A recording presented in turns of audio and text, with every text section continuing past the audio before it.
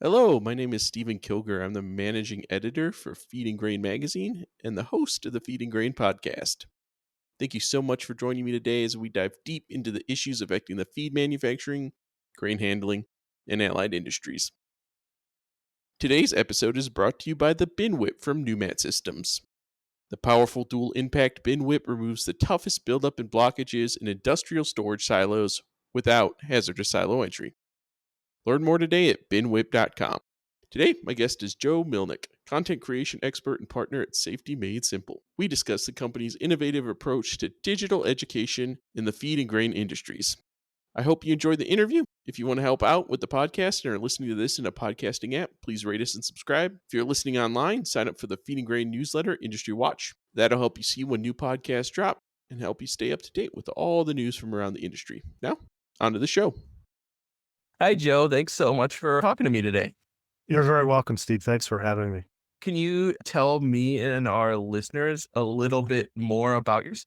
I've been in safety for almost 30 years. I started many years ago as an intern for a large agribusiness company, and I actually was doing environmental work and gravitated toward safety. So I moved into the automotive industry for 3 years, worked as a safety coordinator in an automotive plant, and then I came back to the company that I did an internship for and spent 10 years in corporate safety.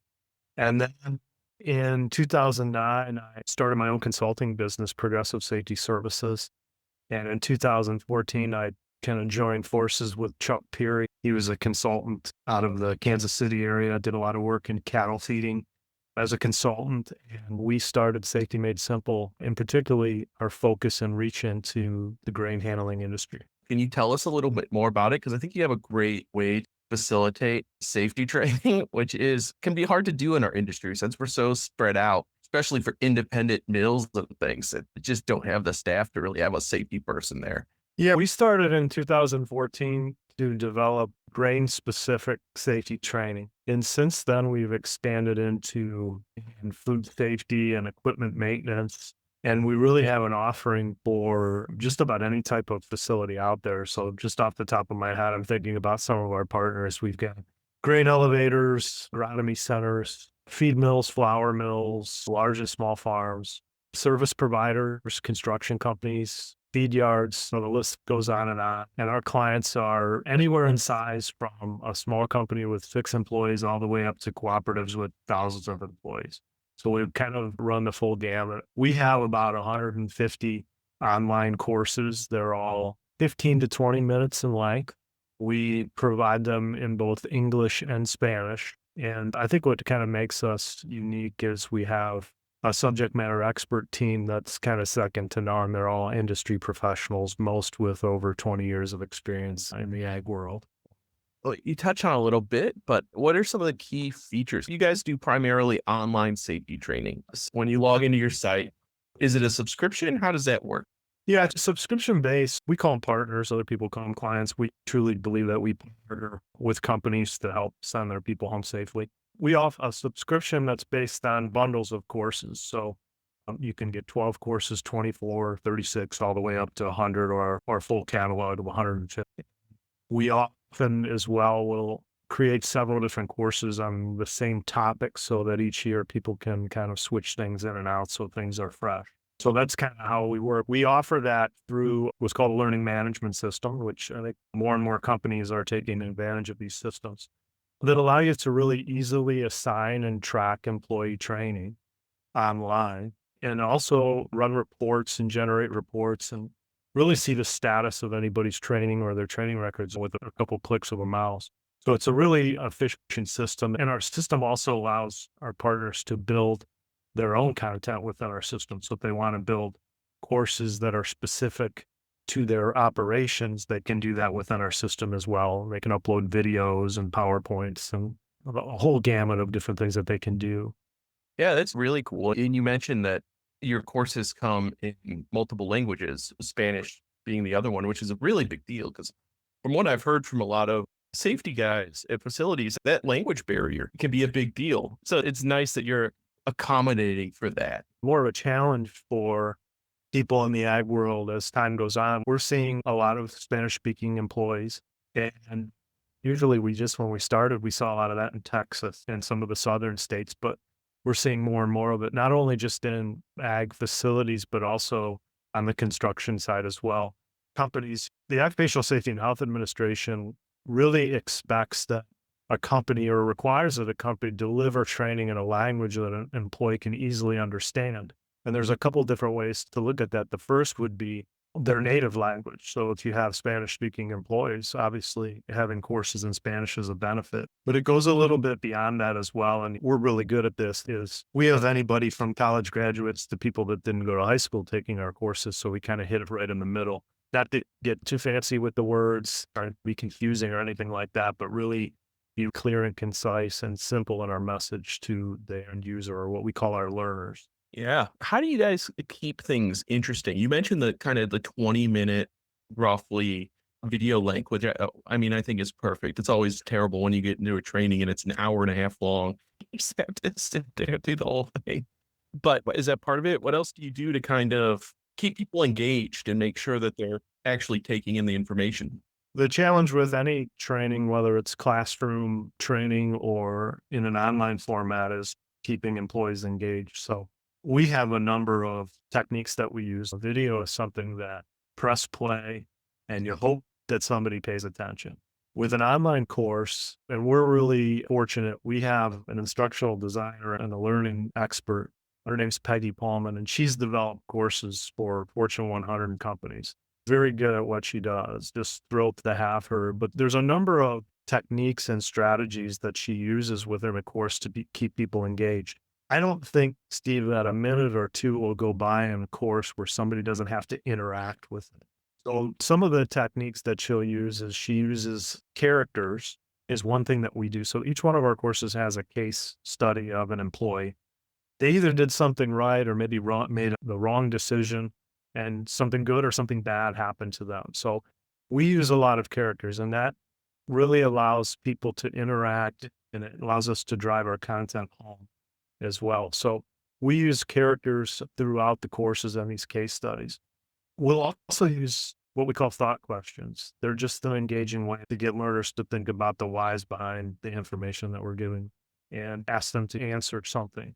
And then we'll have various exercises throughout courses, things like drag and drop matching exercises, those types of things. And then whenever we ask questions, some of the other things that we do is just to provide what we call remediation or feedback at the end of the activity to just increase that retention. So if we ask a question, we tell them why that's true or why that's false. So just really re-emphasizing.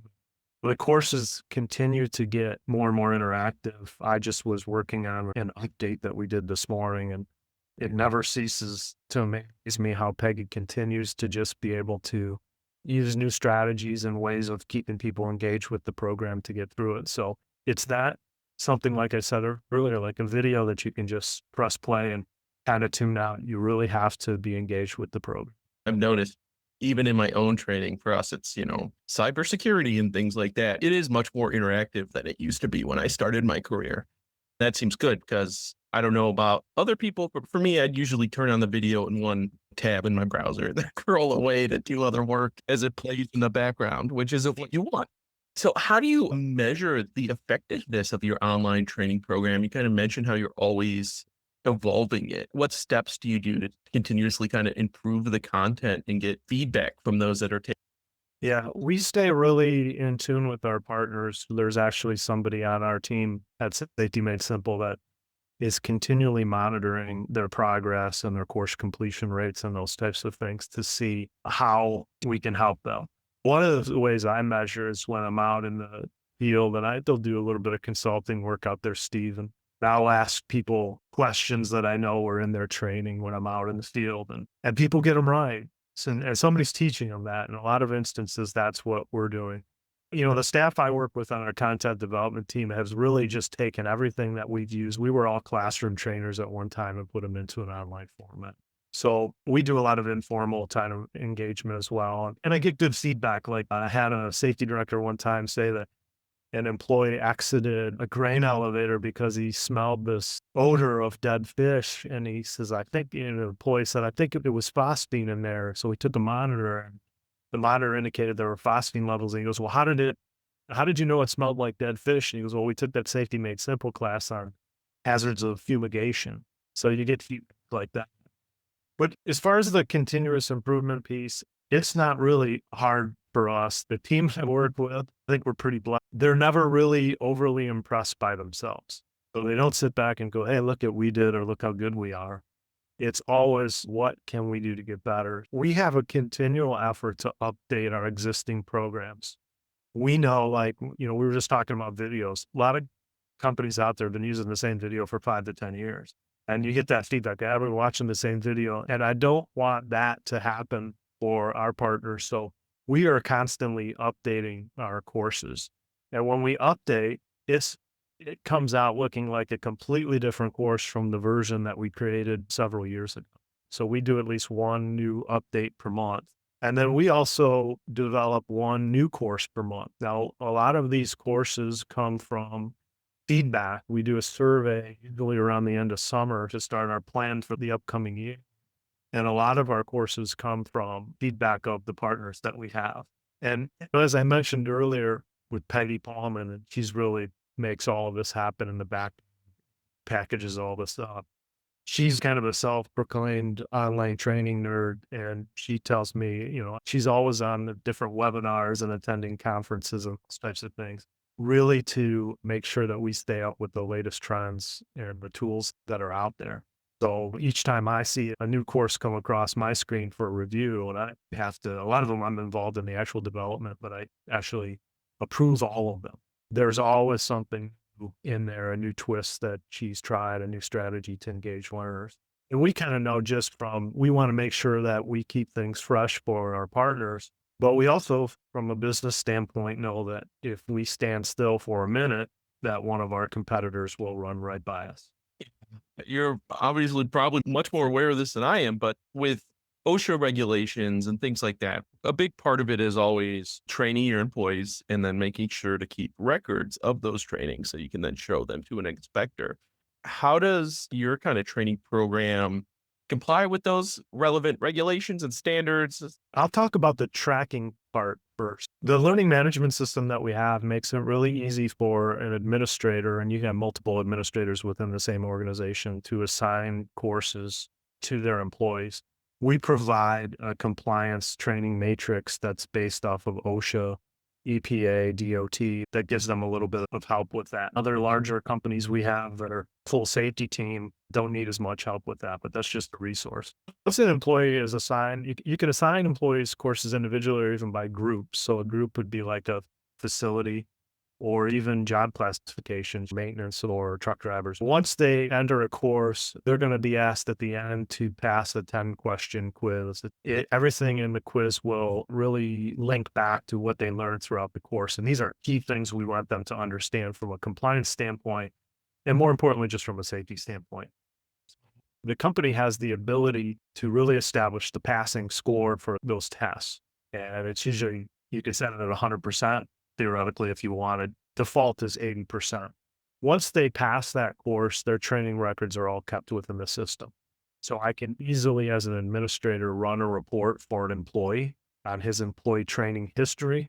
And I can also run that for a facility as well. There's other reporting functions that allow you to kind of develop your own custom reports, and the system will actually email them to whoever you want them to go through at a certain day and a certain time. As far as the OSHA compliance piece and some of the regulatory, myself and others on the content team, we develop the courses based on regulations. Most of our courses, some of them are best practice things like near miss reporting, hazard analysis, and that kind of thing. But those types of courses teach people the basis of safety.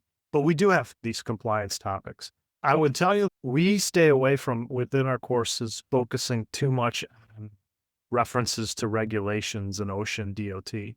When it's important, we put that in there. But at the end of the day, we want people to understand the hazards in the work area and what's required of them or what practices they can implement to get themselves home at the end of the day. Our goal isn't to make them a safety professional or a compliance professional, it's to get them home safely at the end of the day. That's truly what our mission is. I would say that we've, on multiple occasions, had some of our partners receive citations, unfortunately, from maybe it's OSHA.